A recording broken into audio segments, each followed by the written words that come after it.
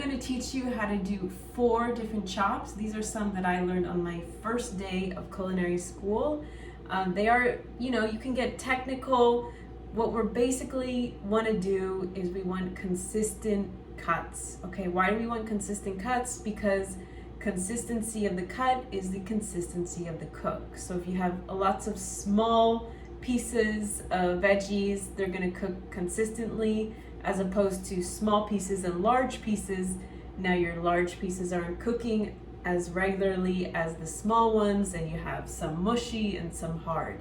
So if you're gonna just stick with one size, just stick through that size the whole recipe through for that veggie, so you know that you're gonna have the same texture at the end, okay? Because how you chop ingredients is gonna be the end result, how it looks presentation wise, but also how it cooks, how the texture of the final dish is. So that's why we make a big fuss about knife skills. It's not just to make things look pretty or show off to your friends. There is a reason for our presentation and the final texture of our dish, cooking times.